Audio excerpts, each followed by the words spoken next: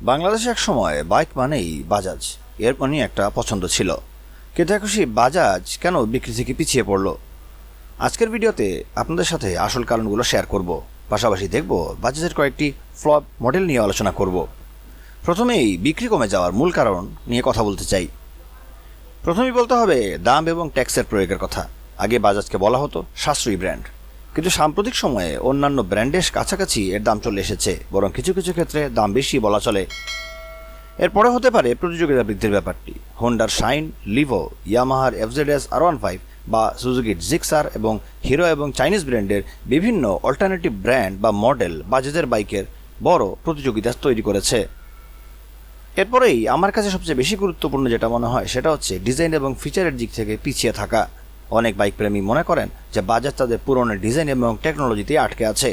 ঘুরে ফিরে পুরনো মডেলগুলো বারবার রিলঞ্চ করলেও তাদের খুব একটা আপডেট তারা নিয়ে আসছে না, বা আপডেটগুলো নিয়ে আসলেও সেগুলো খুব একটা প্র্যাকটিক্যালি কার্যকরী হচ্ছে না। এরপরেই বলতে হবে মাইলেজ এবং ইঞ্জিন। সহজ একটা কথা বলি, আজকে থেকে 10 থেকে 15 বছর আগে বাজাজের বাইকগুলো যে পারফরমেন্স এবং সার্ভিসিং অর্থাৎ লং টাইম ইউজেবিলিটি ছিল সেটা কিন্তু এখন আর নাই। বর্তমানে নতুন কেনা বাজাজের বাইকগুলোর ইঞ্জিন খুব একটা ভালো পারফরমেন্স দেয় না, এছাড়া এদের দীর্ঘস্থায়িত্ব আগের মডেলগুলোর তুলনায় খুবই নিম্নমানের। এটা নিয়ে সবচেয়ে বড় অভিযোগ এবং এটা বাইকারদের কাছ থেকেই পাওয়া। এরপরই বলতে হবে ব্র্যান্ড ইমেজ, অর্থাৎ বাজাজ নিজেকে আসলে ব্র্যান্ড হিসেবে এখনও প্রদর্শিত করতে পারেনি, অথবা আগে ছিল কিন্তু এখন সেই ব্র্যান্ডের প্রেস্টিজিটি হারিয়ে ফেলেছে।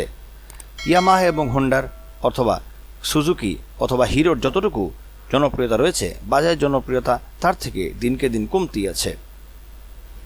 এখন চলুন দেখা যাক বাজাজের কয়েকটি ফ্লপ মডেল সম্পর্কে।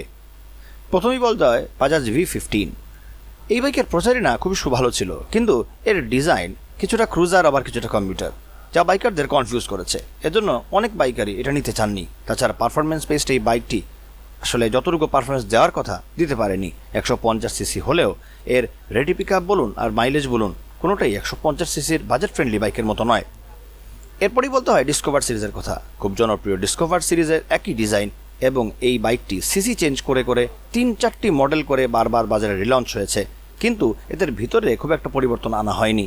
এতেও এই ডিসকভারের আগের সুনাম নষ্ট হয়েছে, ফলে যা হয় তাই হয়েছে। রিসেল ভ্যালু কমে গেছে। আগের ডিসকভার বাইক সেকেন্ড হ্যান্ড বিক্রি করলে রিসেল ভ্যালু যা পাওয়া যেত এখন সেটা আর পাওয়া যায় না, কারণ জিনিসটা অনেকটাই পুরাতন। এরপরে তাদের একটা বড় ফ্লপ ডিজাইন হচ্ছে পালসার AS150, যেটা ইন্ডিয়াতে মোটামুটি সারা ফেলেছিল, কিন্তু বাংলাদেশে কিছুই করতে পারেনি, কারণ অ্যাডভেঞ্চার নাম দেওয়া হলেও সঠিক অফরোড পারফরমেন্সের থেকে পাওয়া যায়নি। তাছাড়া বাজাজ এই AS মডেলটিকে ডিজাইন করেছিল সেমি ফেয়ার্ড লুকে। অবশ্যই ফুল ফেয়ার্ড একটি লুকের দরকার ছিল, কারণ এর পারফরমেন্স এবং এর লুকস অনুযায়ী ফুল ফেয়ার্ড ডিজাইনটি বেটার ছিল, কিন্তু সেমি ফেয়ার্ড আনায় অনেক ইউজারই সেটা ভালোভাবে দেখেনি। এরপরে জনপ্রিয় প্লাটিনার কথা বলতেই হয়। প্লাটিনার আপডেট বলতে শুধুমাত্র প্লাটিনা ES আমরা পেয়েছি, অথবা প্লাটিনা এইচ গিয়ার, যেটা 110 সিসি পর্যন্ত আপগ্রেড হয়েছে, কিন্তু তারপরও এর ডিজাইন লুকস একই রকম রাখা হয়েছে, প্লাস পারফরমেন্সে তেমন কোনো উন্নতি আসেনি। এখন বলবো সবচেয়ে ইম্পর্টেন্ট কথা, সেটা হচ্ছে নতুন মডেল বাজাজের যাই আসুক না কেন সেটার স্পেয়ার পার্টসের দুষ্প্রাপ্যতা খুবই চোখে পড়ার মতো। যারা এই নতুন বাজাজের বাইক কিনেছেন তারা এই যে ব্যাপারটা নিয়ে ভুগেছেন। এবং সাথে রয়েছে বাজাজের বাজে সার্ভিসিং।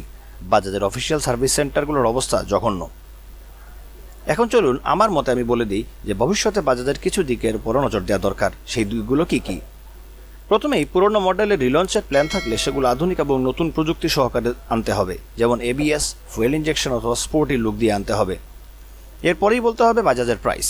বাজাজ এখনও তাদের নিজের ব্র্যান্ড বেচে খাওয়ার মতো অবস্থায় আছে, অর্থাৎ শুধুমাত্র দামটাকেই তারা বাড়িয়ে রাখছে, কিন্তু ফিচার এবং দাম ভ্যালু ফর মানি করে মার্কেটে আনতে হবে। এরপরেই বলতে হবে তাদের ব্র্যান্ড ইমেজের কথা। বাজাজের সেই পুরনো ব্র্যান্ড ইমেজটা ফিরিয়ে আনা উচিত, যাতে ইউজাররা বাজাজের বাইককে ভালোভাবে গ্রহণ করে। ভিডিও শেষে আপনাদের কাছে বলতে চাই যে আপনাদের মতে বাজাজের সবচেয়ে বড় ভুল কী ছিল, আর কোন মডেলটাকে আপনি ফ্লপ মনে করেন, কমেন্টে লিখে জানান। ভালো লাগলে লাইক ও শেয়ার করুন এবং অবশ্যই চ্যানেলটি সাবস্ক্রাইব করুন। ধন্যবাদ সবাইকে।